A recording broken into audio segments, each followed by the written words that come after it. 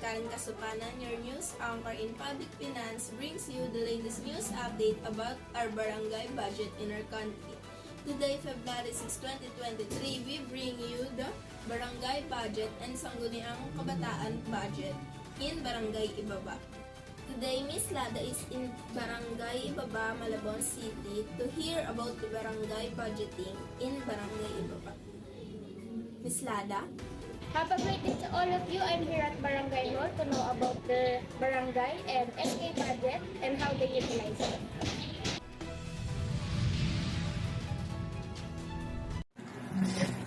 Just a quick background on Barangay Ibaba.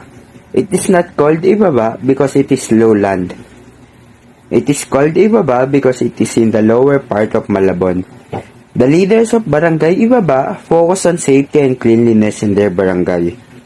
As the project mainly focus these two, they keep putting light on the dark street as well as making sure that all the CCTV is working. To make sure that the barangay is crime-free and it would avoid many incidents. Next one is they have trash bin all over the streets to maintain cleanliness, and on top of that is the new ambulance car that can save many lives. Good morning. Ako nga po pala si Kapitan June Claro ng Barangay Ibaba, Malabon City. At ako'y nagagalak at nandito kayong mga estudyante ng City of Malabon University. The first question is, how does the barangay and SK officials utilize the annual budget, especially when the pandemic happened? Actually, during pandemic, ang lahat naman ng budget, especially noong 2020, binuhos namin para sa pangangailangan ng mga tao. Since ng mga tao noon, bawal lumabas. So, yung barangay ay nag-provide ng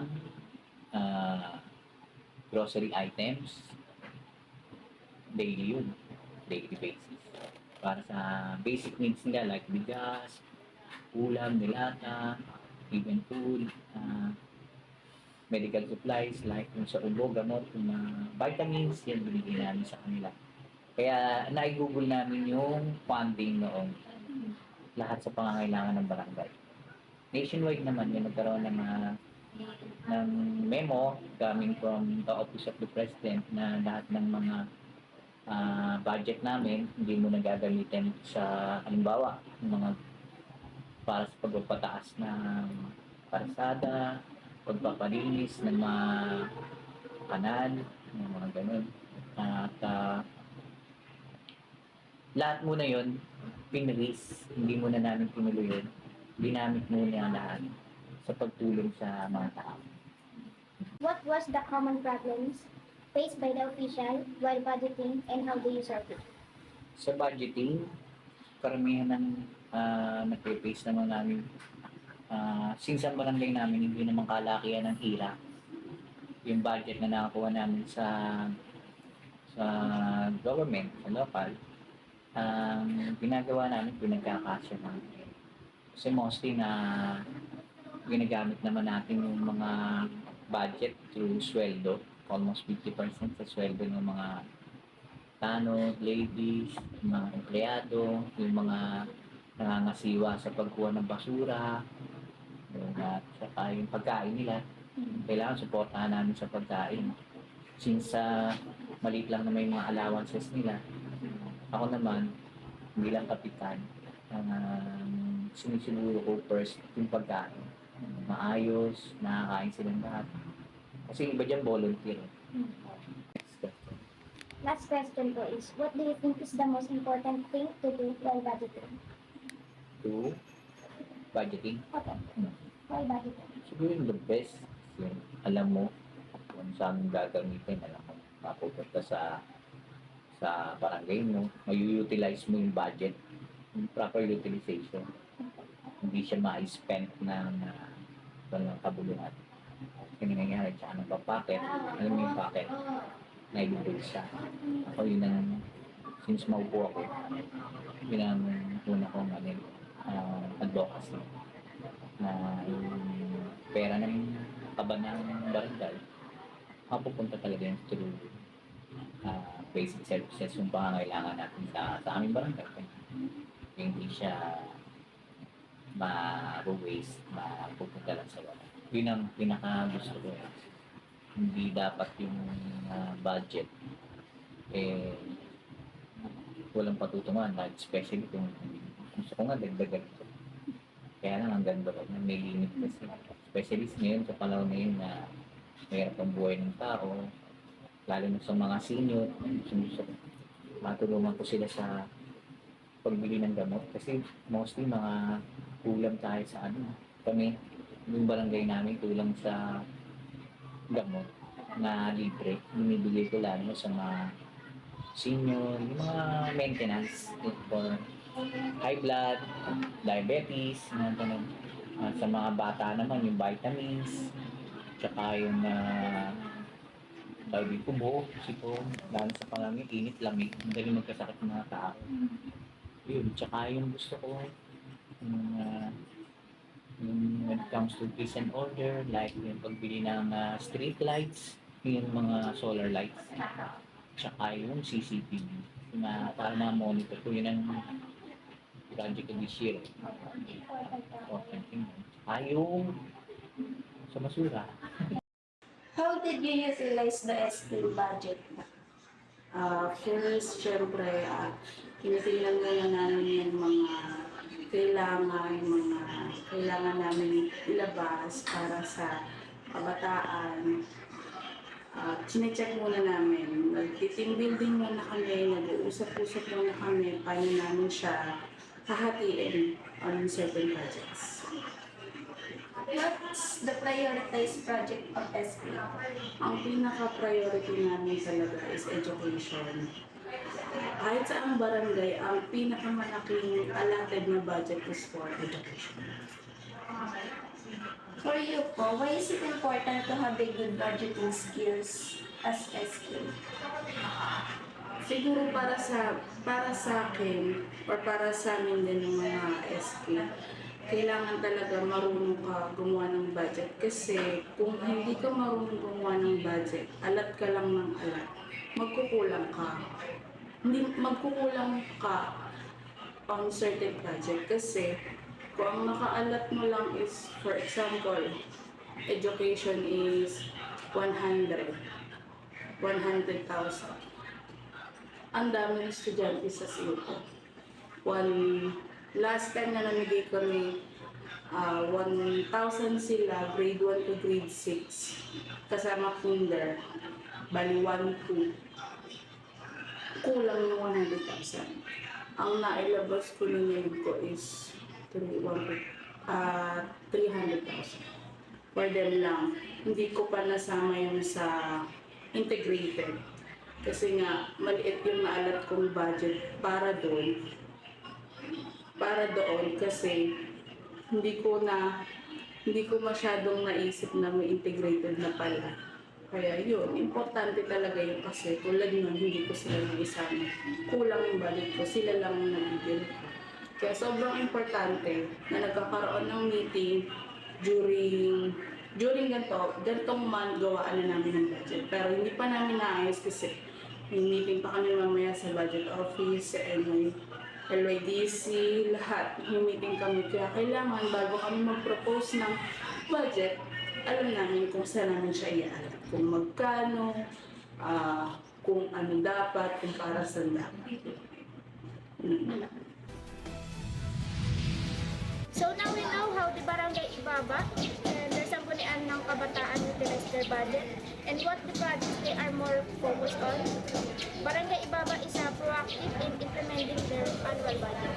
I'm Nada, reporting. Thank you, Ms. Lata. And now we have here Mr. John Carino to state about the importance of right budgeting. Mr. Carino? Thank you, Ms. Kasapanan. Budgeting barangay budget may look easy, but it is one of the most important thing in maintaining the beauty and peace of barangay. First thing, budgeting the money of barangay require research. You can just focus on funding one sector because that would invalidate the needs of other sector. no such because there is no such thing as unlimited money or big amount of money allocated in one barangay. And when it comes to budgeting, you need to be wise to make sure that the money would be able to sustain the needs of the barangay. For better understanding on how the barangay and SK budget works, here's Miss Rona to give you a breakdown on how Barangay Ibaba budget their finance. Thank you, Mr. John Carl. So this shows the ordinance approving the annual barangay budget of Ibaba, City of Malabon in the amount of 10,752,461.39 for operations of the barangay government during the period from January 1 to December 31, 2021. In Section 1 includes the following statement of funds. First is the share from internal revenue allotment. Second is the share from real property tax. Third and fourth is the share from community taxes, certificates, CTC or cedula. Fifth is the business clearance and taxes. Sixth is the miscellaneous income. Seventh is the city aid. And lastly is the less continuing appropriation. Based on the declared statement of funds of Barangay Ibaba, it can be analyzed that the majority source of funds is from the share from internal revenue allotment with 8,242,265 pesos, since it has the biggest amount out of the total available resources. Internal revenue allotment is a local government unit share of revenues from the Philippine national government, and their sources of revenue is the taxes paid by the Philippine resident citizens annually. Therefore, it is important for Barangay Ibaba officials to allocate their budget effectively to the right programs and activities that can benefit their barangay citizens and the community. In Section 2 includes the following expenditures program. First is the personal services with 3,386,877.58 budget. Second is the MOOE or maintenance and other operating expenditures with 3,300,541.46 budget. Third is the financial expenses with 0 budget. Fourth is the capital outlay with 295,000 budget.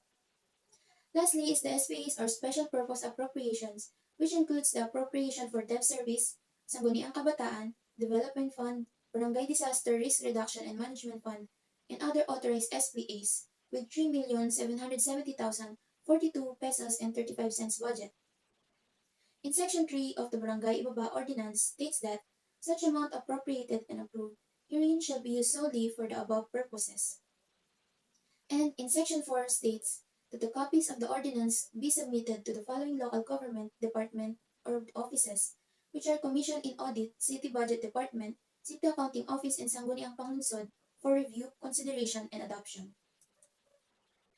In this part, we present you the Sangguniang Kabataan annual budget for fiscal year 2021 in the amount of 1,055,944 pesos and 3 cents. Whereas, in compliance with the budgetary requirements of the Barangay Council of Ibaba, Malabon City, has set aside 10% from their annual income of the barangay budget for the year 2021. This will be allocated for the following programs and activities which they considered beneficial and must be prioritized, that is hereby approved, are as follows. First is the General Administration Program.